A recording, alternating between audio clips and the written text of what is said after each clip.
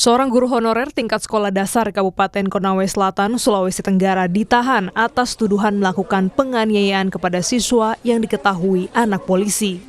Supriyani dituduh menganiaya siswa kelas 1 berinisial D hingga mengalami luka di paha pada 24 April lalu.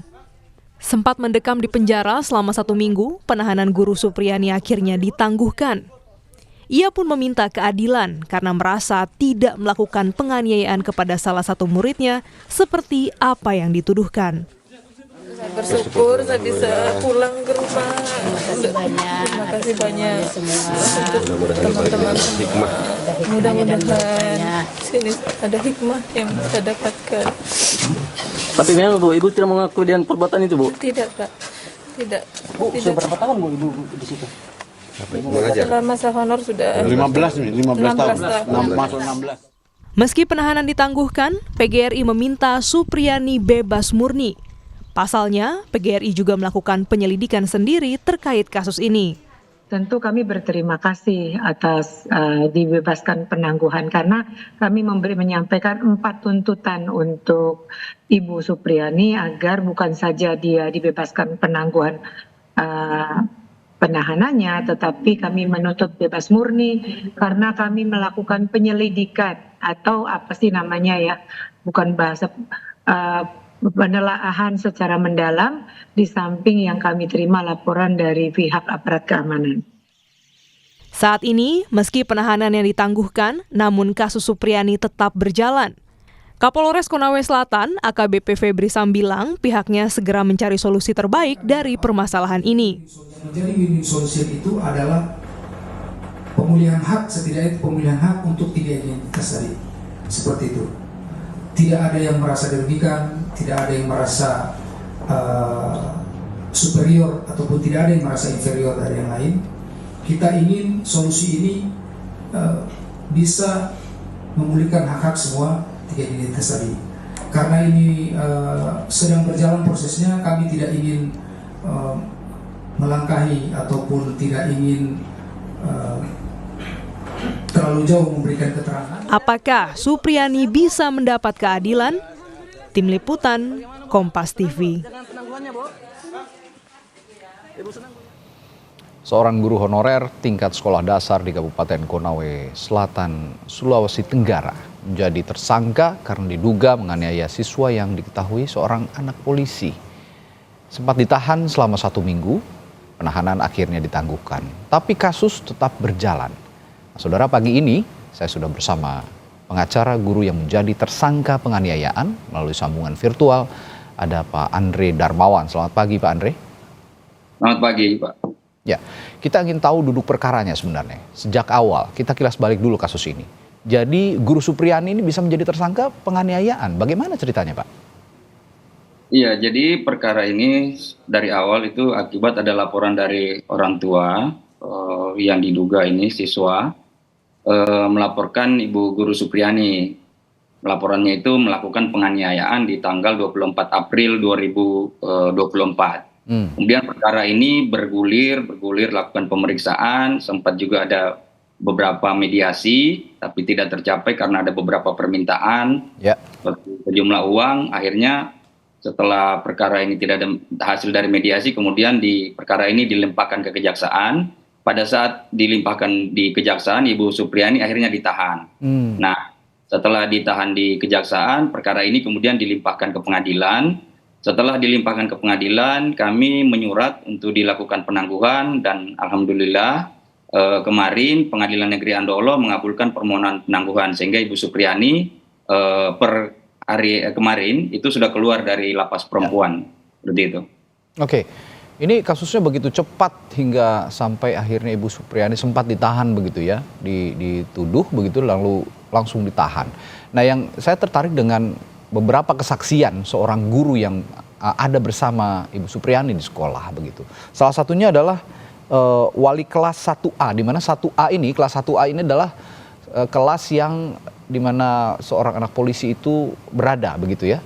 Kurang lebih begitu informasinya. Koreksi kalau saya salah Pak Andre. Tapi seorang wali kelas ini bernama Ibu Lilis Herdina Dewi ini mengatakan bahwa sejak pukul 7 pagi hingga pukul 10 pagi waktu Indonesia Tengah, ini dirinya berada di kelas itu, di mana anak itu berada, yang diduga menjadi korban begitu, tapi tidak ada sama sekali Ibu Supriani di sana dan ada tanda-tanda melakukan kekerasan. Apakah betul seperti itu kesaksian? Iya, baik. Jadi terkait dengan informasi atau keterangan dari Ibu Lilis, kami juga kemarin sudah seharian kami coba bertanya atau melakukan klarifikasi kepada Ibu Lilis. Memang bahwa tuduhan daripada pihak kepolisian kan Ibu Supriani ini menganiaya anak tersebut di kelas 1A. Nah, Betul. kelas 1A itu kan adalah kelas dari Ibu Lilis.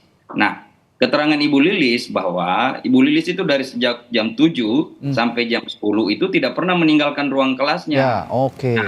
Kemudian kalau jam 10 yang dituduhkan, menurut Bu Lilis bahwa itu kan kelas anak kelas 1 SD. Sesuai jadwal, jam 10 itu sudah tidak ada anak-anak karena sudah pulang. Sudah pulang. Itu jadwal pulang. Nah, makanya kalau dituduh yang menganiaya anak tersebut, anak yang mana? Karena menurut Ibu Lilis, anak-anak itu sudah pulang semua dan Ibu Lilis pastikan itu. Saya klarifikasi kemarin ke Ibu Lilis. Oke, berarti sejak pagi sampai pukul 10 dan setelah itu anak-anak pulang pukul 10 dan seterusnya, Ibu Supriani berada di mana sebenarnya, Pak? Ibu Supriani mengajar di kelas Di kelas sebelahnya, yang di lain? kelas 1B.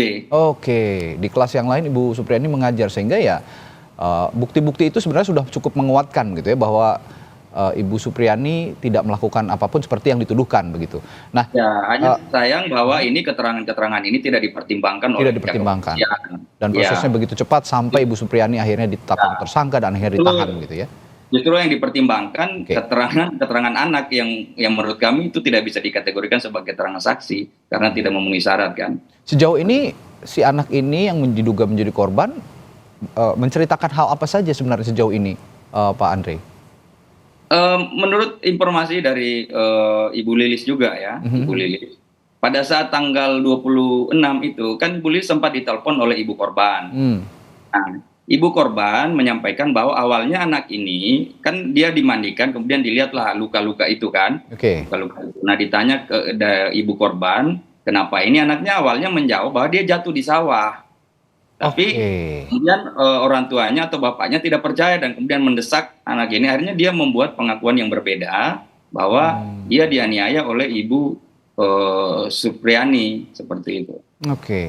Ini ada dua peristiwa yang berbeda. Sebelumnya mengaku jatuh di sawah, tapi ketika pulang ke rumah menemui orang tuanya, menurut Anda tadi dikatakan didesak oleh sang orang tua, sang bapak begitu ya, sang ayah untuk mengaku bahwa ini adalah akibat penganiayaan begitu kurang lebih. Nah, ada informasi begini, Pak Andre, jika keluarga murid ini yang orang tuanya merupakan seorang anggota kepolisian, ini sempat meminta uang damai katanya 50 juta. Apa benar begitu? Iya, kami kemarin juga sudah sempat mengklarifikasi terkait itu. Kami kemarin ada kepala desa Wonoraya, kami tanyakan seputaran itu.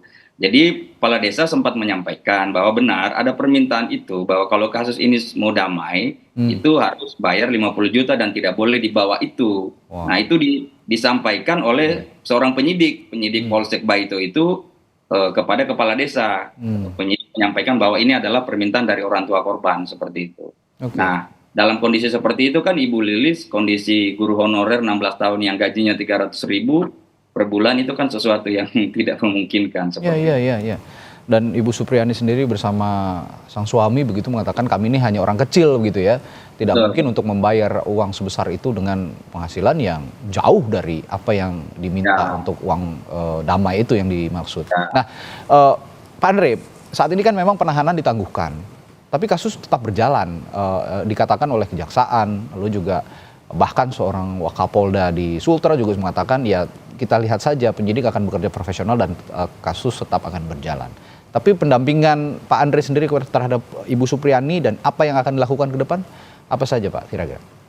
Iya, jadi walaupun sudah ditangguhkan tapi status Ibu Supriani saat ini kan masih terdakwa. Betul. Jadi kita akan mulai sidang itu hari Kamis ya besok ya. Nah, dari tim penguasa hukum kami sudah persiapan, kami sudah membaca semua berkas perkara, kami juga sudah mengumpulkan bukti-bukti bahwa memang perkara ini janggal dan dipaksakan ya. Sesuatu yang seharusnya tidak cukup bukti, kemudian dipaksakan menjadi pidana dan akhirnya sampai ke pengadilan, seperti itu. Kami sudah siap untuk membuktikan di persidangan bahwa Bu Supriani ini senyatanya sebenarnya tidak bersalah, tapi harus dipaksa bersalah, seperti itu. Ya, sekarang sidang akan berjalan nanti perdana pada pekan depan dan bukti-bukti sudah cukup ya Pak Andre, bukti-bukti yang diajukan sudah cukup menguatkan bahwa Ibu Supriani ini sebenarnya tidak bersalah dan tidak sesuai yang dituduhkan. Ya, dari keterangan saksi, kemudian juga bukti hasil visum, kami melihat bahwa tidak sesuai atau tidak sinkron dakwaan jaksa yang mengatakan bahwa Ibu Supriani ini melakukan pemukulan dengan gagang sapu sebanyak 1 kali, tapi luka-lukanya itu yang timbul kan luar biasa. Ada semacam melepuh, ada gesekan dengan lain. Ada luka melepuh juga. Kalau melepuh biasanya kan luka bakar, Pak.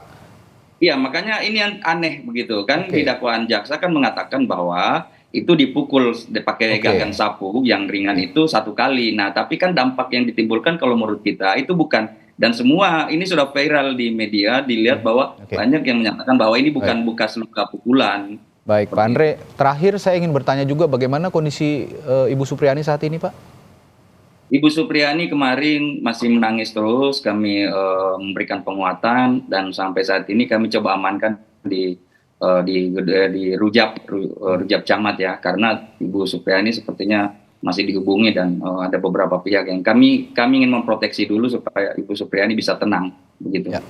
Kalau memang tidak bersalah, tidak ada peristiwa yang dituduhkan, saya atau kami publik juga memandang bahwa ya sebaiknya keadilan ditegakkan meskipun kami mohon doanya masyarakat supaya Bu Supriani betul-betul mendapatkan keadilan karena dia tidak bersalah. Ya. Terima kasih Pak Andre telah berbagi informasi di Sapa Indonesia Pagi. Pak Andre ini adalah pengacara dari Ibu Supriani, guru yang dituduhkan melakukan kekerasan terhadap anak didiknya. Terima kasih Pak Andre, sampai jumpa lagi Pak Andre Darmawan, sehat selalu.